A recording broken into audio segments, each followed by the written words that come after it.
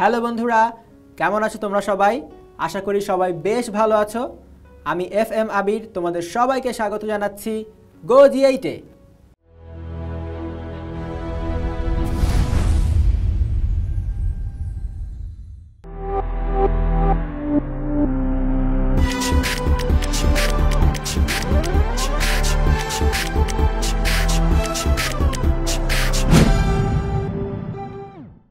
আমাদের আজকের ক্লাসে আমরা একাদশ দ্বাদশ শ্রেণীর উচ্চতর গণিত প্রথম পত্র বইয়ের ষষ্ঠ অধ্যায় অর্থাৎ ত্রিকোণমিতিক অনুপাত অধ্যায় থেকে কিছু গাণিতিক সমস্যার সমাধান করব। তাহলে চলো বন্ধুরা, আর দেরি না করে শুরু করে দেই আমাদের আজকের এপিসোড। বন্ধুরা, তোমরা বোর্ডে আরও একটি গাণিতিক সমস্যা দেখতে পাচ্ছ। চলো আমরা এই গাণিতিক সমস্যাটির সমাধান শিখে নিই।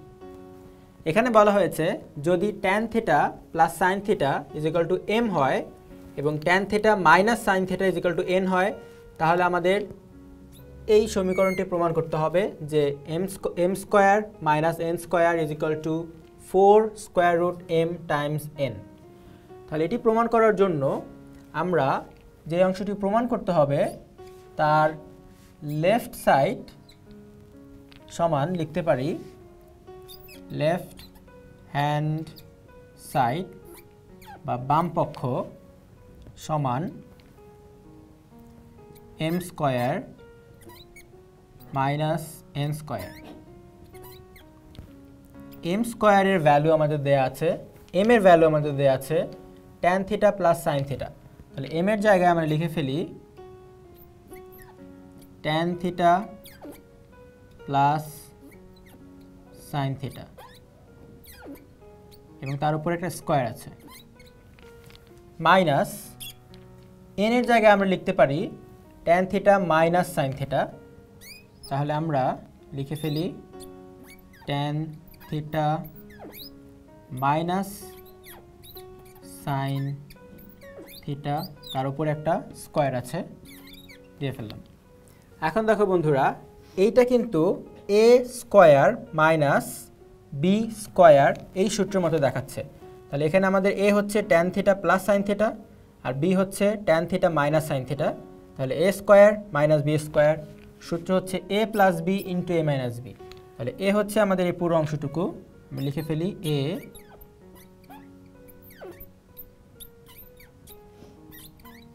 প্লাস b হচ্ছে আমাদের এই অংশটুকু tan θ মাইনাস sin θ, এই অংশটুকু হচ্ছে আমাদের b। তাহলে a প্লাস b ইন্টু আমরা নিচে লিখছি a মাইনাস b। তাহলে a হচ্ছে tan θ প্লাস sin θ মাইনাস এই b, তাহলে tan θ মাইনাসে মাইনাসে প্লাস হয়ে যাবে sin θ। তাহলে এখান থেকে উপরের অংশটা থেকে sin θ ক্যান্সেল আউট হয়ে tan θ প্লাস tan θ আমি লিখতে পারি 2 tan θ ইন্টু এখান থেকে tan θ ক্যান্সেল আউট হয়ে sin θ প্লাস sin θ মানে হচ্ছে 2 sin θ। আলটিমেটলি আমরা লিখতে পারি 2 আর 2 গুণ করলে আসে 4, tan θ আর sin θ গুণ করলে আমরা tan θ গুণ sin θ এই আকারে এটাকে রেখে দিতে পারি। তাহলে আমাদের left hand side m square minus n square থেকে আমরা আসলে এই রাশিটি পেয়ে যাচ্ছি। এবার আমরা রাইট হ্যান্ড সাইড নিয়ে কাজ করব এবং সেটি সমানও যদি এই রাশিটি আমরা আনতে পারি, তাহলে আমরা বলতে পারবো লেফট হ্যান্ড সাইড সমান রাইট হ্যান্ড সাইড, অর্থাৎ এই রাশি সমান এই রাশি। তাহলে রাইট হ্যান্ড সাইডের অপারেশনগুলো আমরা এখান থেকে শুরু করতে চাই। রাইট হ্যান্ড সাইড সমান দেয়া আছে 4 স্কয়ার রুটের ভেতরে আছে m গুণ n। তাহলে আমরা এখানে কি করতে পারি, 4 থাকলো, স্কয়ার রুটও থাকলো, m আর n এদের মানগুলো আমরা এখান থেকে বসাতে পারি। m এর মান হচ্ছে tan θ প্লাস sin θ তাহলে আমরা লিখে ফেলি tan theta plus sin theta এবং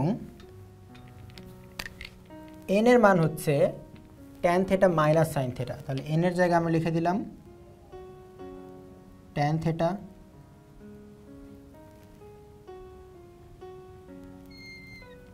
মাইনাস sin থিটা।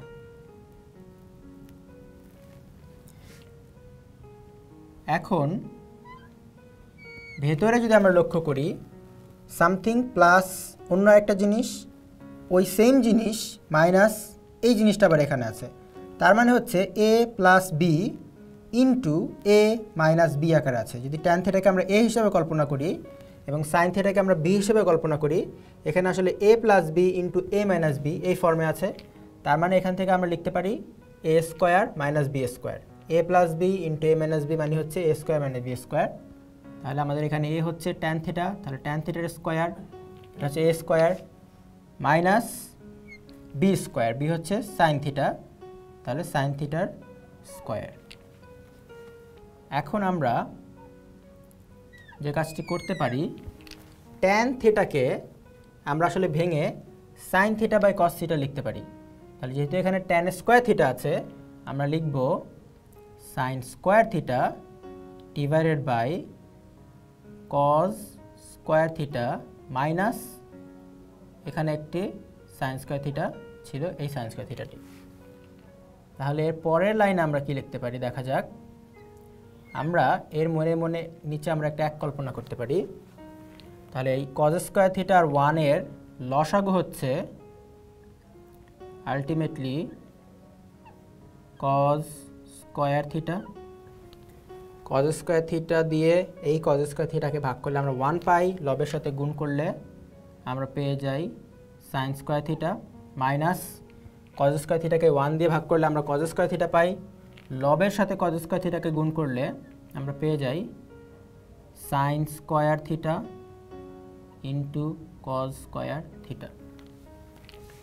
বাকি ক্যালকুলেশনগুলো আমরা এই পাশে করতে চাচ্ছি। তাহলে এখানে আমরা লিখলাম 4 then square root 4 into square root, এখান থেকে ওপরের থেকে আমরা সাইন, এখানে সাইন স্কোয়ার আছে এখানেও সাইন স্কোয়ার আছে, তাহলে আমরা চাইলেই সাইন স্কোয়ার থিটাকে কমন নিতে পারি। কমন নিলে এখানে থেকে যাবে 1, এখানে থেকে যাবে cos square theta divided by নিচে আছে cos স্কোয়ার থিটা। তাহলে 4 গুণ square root sine square theta আমরা উপরে রাখলাম। আমরা ইতিমধ্যে জানি 1 মাইনাস cos স্কোয়ার থিটা মানেও আসলে সাইন স্কোয়ার থিটা, কারণ sine square theta plus cos square theta is equal to 1, সেখান থেকে আমরা এটা লিখতে পারি divided by cos square theta. এরপর আমরা অলমোস্ট আমাদের কাঙ্ক্ষিত লক্ষ্যে পৌঁছে যাচ্ছি। আমরা sine square theta by cos square theta এটাকে আলাদা করে লিখতে চাচ্ছি। Sine square theta divided by cos square theta into এই সাইন স্কোয়ার থিটাকে আমরা আলাদা করে লিখলাম। তাহলে 4 sign square theta by cos square theta আমরা সবাই জানি tan স্কোয়ার থিটা ইন্টু এখানে রয়ে গেল সাইন স্কোয়ার থিটা। তাহলে 4 tan square theta sine square থিটার যদি আমরা স্কোয়ার রুট করি, আমরা আলাদা আলাদাভাবে এদেরকে স্কোয়ার রুট করতে পারি যেহেতু এদের মাঝখানে গুণ চিহ্ন আছে।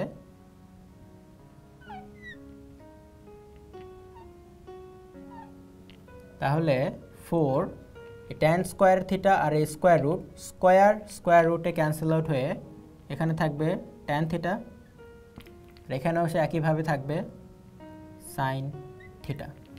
দেখো বন্ধুরা, আমরা রাইট হ্যান্ড সাইড থেকে ক্যালকুলেশন করেও সেই 4 tan থিটা সাইন থিটা পেয়ে গেলাম, আমরা লেফট হ্যান্ড সাইড থেকে ক্যালকুলেশন করেও সেই 4 tan থিটা সাইন থিটা পেয়ে গিয়েছিলাম। তাহলে আলটিমেটলি আমরা বলতে পারি আমাদের লেফট হ্যান্ড সাইড থেকে আমরা যা পেয়েছি আর আমাদের রাইট হ্যান্ড সাইড থেকে আমরা আসলে যেটা পেলাম এরা আসলে সমান।